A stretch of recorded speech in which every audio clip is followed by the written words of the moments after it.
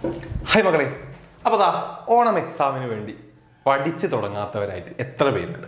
നിങ്ങൾ സ്വയം നിങ്ങളെ തന്നെ ഒന്ന് വാല്യൂ ചെയ്ത് നോക്കുക. ഇനിയുള്ള നമുക്ക് മുന്നിലുള്ള ടൈം എന്ന് പറഞ്ഞാൽ അത്രയ്ക്കും കുറച്ച് സമയങ്ങൾ മാത്രമേ നമ്മൾ മുന്നിലുള്ളൂ.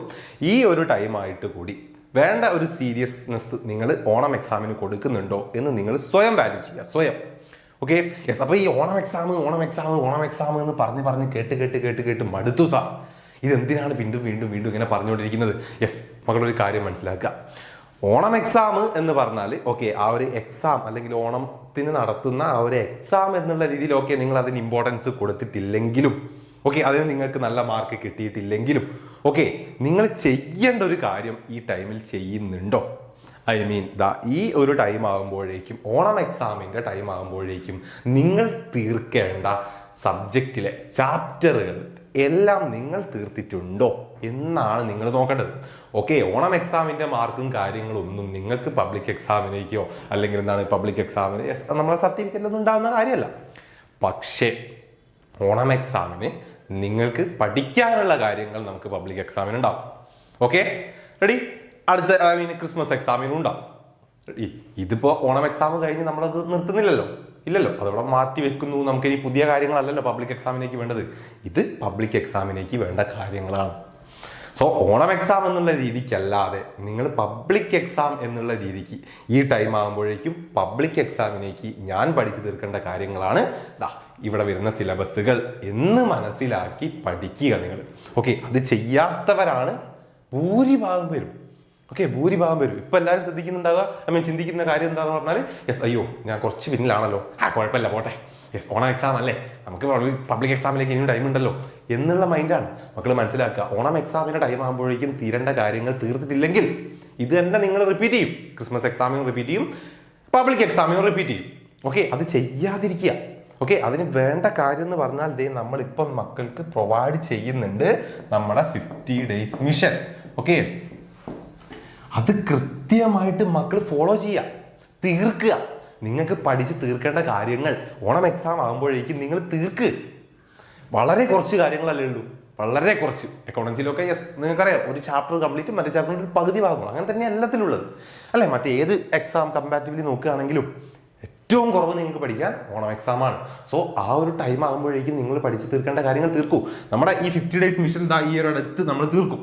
ഓക്കെ, കഴിയും. മീൻസ് 50 days മിഷൻ കൊണ്ട് നമ്മൾ ഉദ്ദേശിക്കുന്നത് എന്താണ്? യെസ്, നിങ്ങൾക്ക് കവർ ചെയ്യാനുള്ള കാര്യങ്ങളൊക്കെ കവർ ചെയ്യുക എന്നുള്ളതാണ് വൺ ഷോട്ടിലൂടെ. നിങ്ങൾക്ക് നമ്മുടെ ചാനലിൽ നോക്കിയാൽ നിങ്ങൾക്ക് കാണാം. റെഡി? നമ്മളിതാ ഈ ഒരാഴ്ച മുതലാണ് നമ്മൾ സ്റ്റാർട്ട് ചെയ്തിട്ടുള്ളത്. ഓക്കെ, അടുത്ത ആഴ്ച ആകുമ്പോഴത്തേക്ക് ചിലപ്പോൾ നമ്മളത് കഴിയും. അത് കഴിഞ്ഞ് കഴിഞ്ഞാൽ നിങ്ങൾക്കറിയാം യെസ്, എക്സാമിനോട് അടുത്ത് നമ്മൾ മാരത്തോണും കാര്യങ്ങളൊക്കെ ചെയ്യും. റെഡി? മാരത്തോണും കാര്യങ്ങളൊക്കെ ചെയ്യും. അപ്പോൾ പലരും വിചാരിക്കും എന്നാ പിന്നെ എന്തിനാ മാരത്തോണിൽ ഇരുന്നാൽ പോരെ, രണ്ടിലും കിട്ടുന്ന ഒന്നല്ലേ. ഇവിടെയാണ് നിങ്ങൾ ചെയ്യുന്ന മറ്റൊരു മിസ്റ്റേക്ക്. നിങ്ങൾ മനസ്സിലാക്കുക, മാരത്തോൺ എന്ന് പറഞ്ഞാൽ മാരത്തോണിന് കൊടുക്കേണ്ട ഒരു ഇമ്പോർട്ടൻസ് ഉണ്ട്, അല്ലെങ്കിൽ അതിനെ നിങ്ങൾ എടുക്കേണ്ടത് മാരത്തോൺ എന്നുള്ള രീതിയാണ്. അതുപോലെ തന്നെ 50 days മിഷനെ നിങ്ങൾ എടുക്കേണ്ടത് യെസ് അങ്ങനെയാണ്. അതായത് ഇത് രണ്ടാണ്. ഈ 50 days മിഷൻ എന്ന് പറഞ്ഞാൽ യെസ്, നിങ്ങൾക്ക് ആദ്യം നിങ്ങൾക്ക് പഠിക്കാനുള്ളതെല്ലാം കവർ ചെയ്യാനുള്ള കാര്യമാണ്. റെഡി? അത് കവർ ചെയ്യുക എന്നതാണ് നിങ്ങൾ ഇവിടെ ചെയ്യേണ്ടത്. അതല്ലാതെ ഈ കവർ ചെയ്യുക എന്നുള്ള കാര്യം ഇവിടെ ചെയ്യേണ്ട കാര്യം വന്നിട്ട് മാരത്തോണിലല്ല നിങ്ങൾ ചെയ്യേണ്ടത്. അത് മനസ്സിലാക്കുക, പലരും ചെയ്യാറില്ല. അപ്പോൾ അത് മനസ്സിലാക്കിക്കൊണ്ട് നിങ്ങളിതാ ഓണം എക്സാമിലേക്ക് തീർക്കേണ്ട കാര്യങ്ങൾ തീർക്കുക. റെഡി? യെസ്, 10th ആണെങ്കിൽ നിങ്ങൾക്കറിയാം യെസ്, എക്സാമിനോട് അടുത്തോ അല്ലെങ്കിൽ ഒരു വൺ ഷോട്ടോ കാര്യങ്ങളൊക്കെ കണ്ടുകൊണ്ട് ചിലപ്പോൾ നിങ്ങൾ യെസ് എന്തൊക്കെയോ മാർക്കുകളൊക്കെ വാങ്ങിയിട്ടുണ്ടാവും. ഓക്കെ, അവിടെ അങ്ങനെ ഒരു മാജിക് നടന്നിട്ടുണ്ടാവും. പക്ഷേ അത് നമ്മുടെ +1 +2 നടക്കില്ല. അത് നിങ്ങൾ മനസ്സിലാക്കുക. +2 കുട്ടികൾക്ക് യെസ് മനസ്സിലാവും, കാരണം അവർ +1 എഴുതി വന്ന കുട്ടികളാണ്. പക്ഷെ +1 കുട്ടികൾക്ക് അത് മനസ്സിലായിട്ടുണ്ടാവില്ല, അല്ലെങ്കിൽ മനസ്സിലാക്കാൻ അവർ ശ്രമിക്കുന്നുണ്ടാവില്ല. കാരണം അതേ ഒരു മൈൻഡിലായിരിക്കും ഇപ്പോഴും, 10th കഴിഞ്ഞ സെയിം മൈൻഡിലായിരിക്കും നിങ്ങൾ. പക്ഷെ നിങ്ങൾ മനസ്സിലാക്കുക, അത് അങ്ങനെയല്ല. ആ ഒരു ആ ഒരു മാജിക്കും കാര്യങ്ങളും ഈ ഒരു 2 വർഷം നടക്കാൻ പോകുന്നില്ല. ഓക്കെ, കൃത്യമായിട്ട് തീർക്കേണ്ട കാര്യങ്ങൾ ആ ഒരു ഇന്റർവെല്ലിൽ തീർത്ത് മുന്നോട്ട് പോയിട്ടില്ലെങ്കിൽ നിങ്ങൾ ബുദ്ധിമുട്ടും. അത് മനസ്സിലാക്കുക. റെഡി? യെസ്. അപ്പോൾ ആ കാര്യങ്ങൾ ഈ ഒരു ഐറ്റം ഒക്കെ അതിൻ്റെതായ ഇമ്പോർട്ടൻസിൽ കാണുക. നമ്മുടെ വൺ ഷോട്ടും കാര്യങ്ങളൊക്കെ അങ്ങനെ തന്നെ അതിൻ്റെ ഇമ്പോർട്ടൻസ് മനസ്സിലാക്കി അത് യൂസ് ചെയ്യുക. ഓക്കെ, ലൈവൊക്കെ ഉണ്ടാകുന്ന സമയത്ത് വരിക, ലൈവിലൊക്കെ വരിക. ഓക്കെ, പിന്നെ നിങ്ങൾക്കറിയാം നമ്മുടെ ബാച്ച് റെഡി. ബാച്ച് എന്ന് പറഞ്ഞാൽ നിങ്ങൾക്ക് എന്താണ്, ഒരു വൺ ഷോട്ടും കാര്യങ്ങളും നിങ്ങൾക്ക് കിട്ടുന്നതെന്ന് പറഞ്ഞു കഴിഞ്ഞാൽ അതിലെല്ലാം ഉണ്ട് എന്നല്ല. നമ്മൾ ബാച്ചിൽ ഒരു 10 അക്കൗണ്ടൻസിലൊക്കെ ഒരു ചാപ്റ്ററിനൊക്കെ 8, 9, 10ഓളം മണിക്കൂറുകൾ വേണം പഠിപ്പിച്ച് തീർക്കാം.